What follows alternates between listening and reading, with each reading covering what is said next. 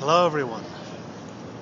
Chewing on the whole debate that was going on last week and partly into this week and will be going on for the next 20 years about whether partisan rhetoric or inflammatory partisan rhetoric or let's go shoot those bastards rhetoric was partly responsible for the actions of the shooter in Tucson. There's one point that I think is more important, at least as far as when you compare the number of violent deaths versus the policy consequences of, well, making shit up as you go along. The consequences for policy making in the United States as far as lost homes, lost livelihoods, lost lives, and dealing with people who in positions of power decide that they can say whatever the fuck they want or whatever unsubstantiated talking point they feel like, and that it doesn't matter that it doesn't reflect the truth. This encourages their base to have more and more unrealistic expectations. For instance, the whole Sarah Palin death panels thing, where Sarah Palin was saying that part of quote-unquote Obamacare was that there would be rationing health care. Never mind that insurance companies did and still do ration it today. So, why is this more important to me? Because the number of political deaths in the United States, guessing from the number of crimes ranging from the plane flown into the IRS building in Houston to the guy who walked into a Unitarian church and shot the congregation, to this Arizona shooting, to the murder of Dr. Tiller, all of these things. Basically, I'm thinking you got about 20 or 30, maybe 40 people dead from that.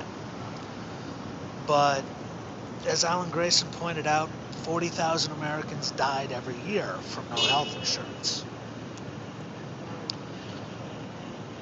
And let alone the number of people who are pushing the vaccines cause autism line, or the vaccines cause anal cancer, or whatever the fuck is the bullshit meme of the day. And the fact that whooping cough is showing up in California again after a long hiatus. So, to me, the rhetoric that is violent is less dangerous than the rhetoric that is stupid and ill-informed. Because although violent rhetoric tends to feed on itself, there's an obvious stopping point right in front of you where someone dies. I mean, there's a make-you-think moment. The problem with stupid rhetoric is that it just adds to a growing and growing level of idiocy that causes worse and worse decisions to be made until you have things like the financial meltdown that really began in 2007. You know, the build-up for it started in 2000. Well, I don't know. I'm not going to get into that. And it's still getting worse.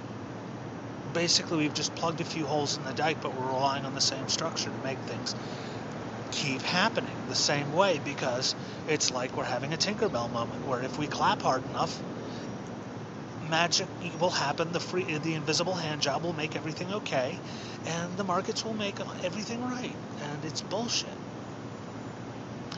George Orwell has a quote that comes to mind that puts the cap on this, which is that violent rhetoric leads to violence, certainly.